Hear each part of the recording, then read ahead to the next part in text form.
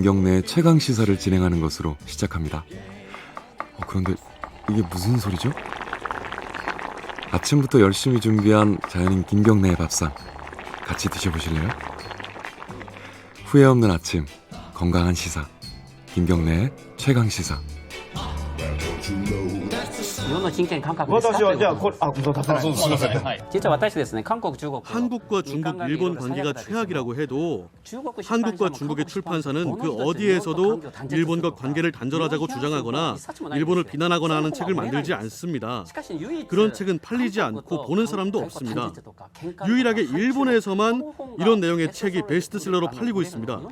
한국은 필요 없다는 이런 기사가 일본의 인권 감각이라고 한다면 이것이 표현의 자유로서 아이들에게 가르칠 내용입니까? それが私の人権感覚と違うから、私の意見と違うから。 예, 지금 들으신 음성은요.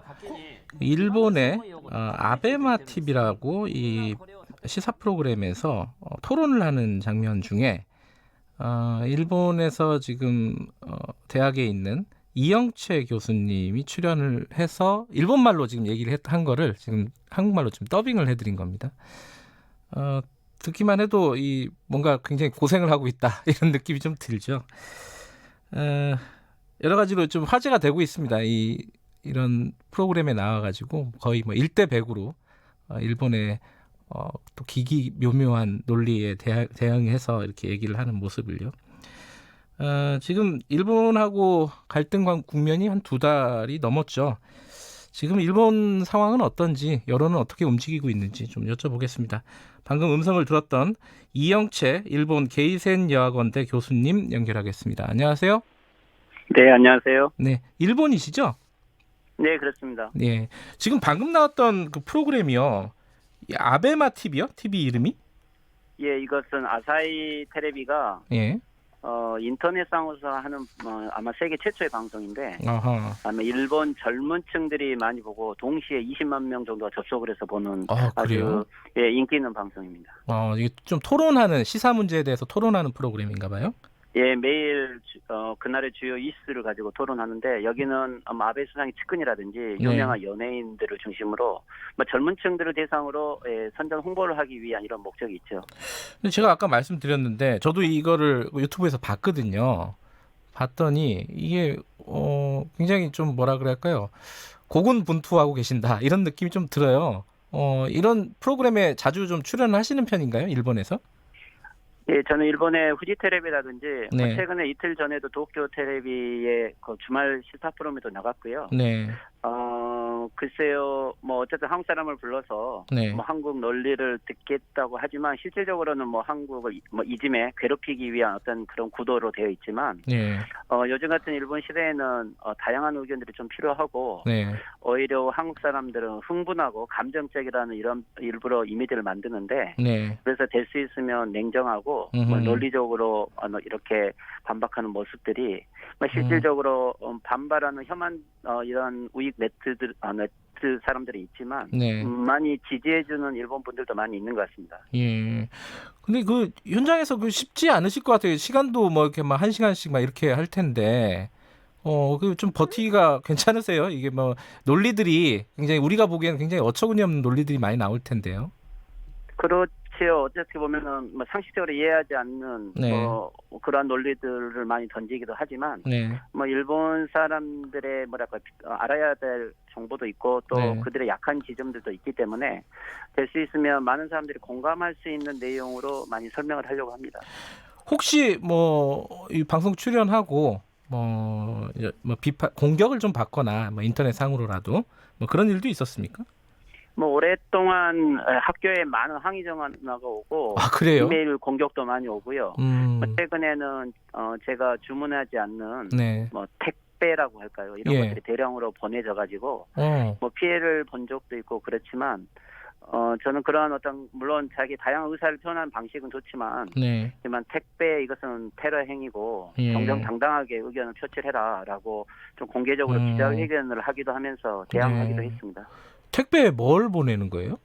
예를 들면 통신 판매로 영양제라든지 한국어 강좌라든지 술이라든지 제가 주문하지 않는 내용들을 제 학교 주소와 이름으로 대량으로 보내와서 이것은 일본 내에서도 하나의 뭐랄까요, 뭐 정치 테러다 이런 식으로 해서 보도되기도 했고 또 네. 문제가 되기도 했습니다.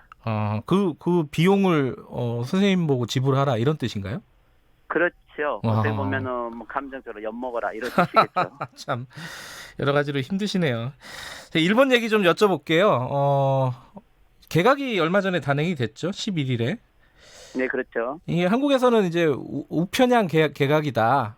우익들이 굉장히 많이 보인다. 이런 비판들이 많았는데 일본에서는 어떻게 평가를 하고 있습니까? 이번 개각을? 이것은 일본 미디어도 그렇고 제가 나간 방송에서도 네. 이 개각의 특성을 이 대한국 강경 정책 내각이다. 그리고 헌법 개정 내각이다. 이렇게 분석을 하고 타이틀을 다뤘기 때문에 예. 실질적으로 그 분석은 틀리지가 않고요. 예. 예를 들면 저희들이 대한 강경 인사들, 즉 혐한 인사들이라고 하죠. 예. 뭐 에도 세이치 한국 매춘의 나라라고 했던 분은 예. 뭐 1억 총괄, 즉 일본 전체를 통괄하는 장관이 됐고, 네. 뭐 하게우다 하면은 거의 고노 다마를 다시 재교정해야 된다고 했던 사람은 문부과학상이 되었고, 네. 또 우리가 아는 코노 전 외상은 방위상이 되었죠. 예. 그리고 수가 관방장은 유지되고, 즉 지금까지 대한 강경 발언을 해왔던 분들이 전면에 배치되어 있기 때문에 네. 이것은 제가 봐도 혐한 내각이다 이렇게 이해를 해도 틀리진 않은 것 같고요. 일본에서도 여론이 비슷하다는 거네요. 그럼 평가 자체는 그죠? 뭐 한국에 대한 강경 정책을 네. 유지하는 내각이다. 그리고 아마 그 기조는 변하지 않을 거다라는 분석은 우세를 하는 것 같아요. 예. 근데 그 고이즈미 신지로 있잖아요. 지금 이번에 환경상 된 사람. 이게 예. 고이즈미 전 총리의 아들이라면서요? 그렇죠. 고이즈미 신지로 씨는 젊지만 고이즈미 전 총리의 좀 기질을 이어받아서 네. 대중 연설이 아주 유능하고 네. 또 인기도 많아가지고 예. 원래는 이 아베 총리를 한때는 좀 반대하는 즉 다른 쪽 계열에 있었는데 네. 이번에 이게 고용이 된 거거든요. 예. 기용이 된 건데 아마 이제 고이즈미 이 신지로의 인기를 가지고 네. 지금 현재 아베 내각의 인기를 유지하면서 아마 경우에 따라서는 헌법 개정을 위한 중요한 선거를 할 때 이 고이즈미 신지로 씨를 적극적으로 활용하겠다. 아마 이런 전략인 것 같습니다. 아하, 이게 차기 총리로 거론될 정도로 인기가 많다. 이렇다고 보도를 봤어요. 맞나요? 그렇죠. 최근에 그 프리 아나운서하고 유명한 아나운서 결혼도 했고 그래요. 또 그 결혼하고 이 발표를 네. 애가 어떻게 보면 속도 위반 애가 생긴 건데 네. 이 신고를 수상한테 가서 먼저 했거든요. 자기 파벌 책임자에게 이야기를 하지 않고 이것은 아마 본인도 그렇고 아베 수상과 함께 아베 수상도 차기 총리라는 부분들 조금 활용하면서 네. 인기를 유지하려고 하는 것 같습니다. 그러니까 이 사람의 개인적인 인기를 개헌 정국이나 이럴 때 활용을 할 것 같다 이런 말씀이신 거네요. 지금 현재 이 아베 내각 이번에 내각에 물론 혐한 부분도 있지만 네. 한국 강경 정책이 변하지 않겠지만 우리가 아주 주의 깊게 봐야 될 것은 네. 이번에 보면은 니카이 간사장, 네. 니카이 간사장이 유임됐다는 것은 니카이 간사장은 자민당 내 비주류들을 포괄하고 있거든요. 네. 즉 이것은 중요한 선거를 가기 위해서 비주류들의 지지를 끌어내기 위해서는 중요한 포스트이고 네. 한국에 잘 알려져 있는 세토의 전 경제 통상성이죠. 예. 우리에게 백색리스트 배제를 결정했던 네. 그리고 3개 반도체 부품 강공책을 썼잖아요. 네. 이 세토 씨가 참의원 간사장을 갔는데 이 참의원 간사장은 헌법 개정을 위해서는 국회의원도 표를 모으는 자리거든요. 네. 그리고 시모무라 전 문부과학상인데 한국의 교육기본법을 개정해서 아주 혐한의 대표 인사인데 이분은 선본 대책위원장으로 갔거든요. 네. 그렇다는 것은 이번 아베 내각이 헌법 개정을 아주 목적으로 하고 있다는 건데 네. 현재 이 헌법 개정은 약 3개의 시기를 저희가 즉 중요한 선거를 하기 위해서는 한 3개의 시기를 예측할 수 있는데 네. 하나가 올해 연말이고 예. 또 하나는 올림픽 전에 4월경이고 또 하나는 올림픽이 끝난 다음에 가을인데 예. 실질적으로 이 올림픽 끝난 가을이 되면 그 다음에 아베 수상의 임기가 거의 끝나가기 때문에 네. 인기를 유지하기가 어려울 거다.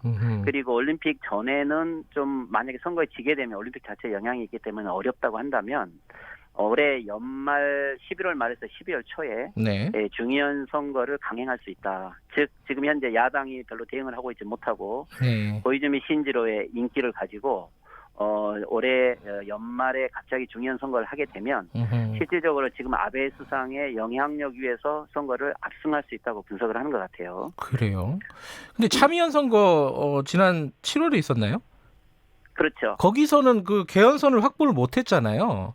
3분의 2의 약 4석이 부족했는데 네. 이게 문제가 되는 것은 이제 국민민주당이라서 옛날 민주당 분열을 했을 때 보수파들 약 20명 정도가 있는데 네. 이들은 지금 현재 즉 헌법 개정으로 직접 가지는 못하지만 네.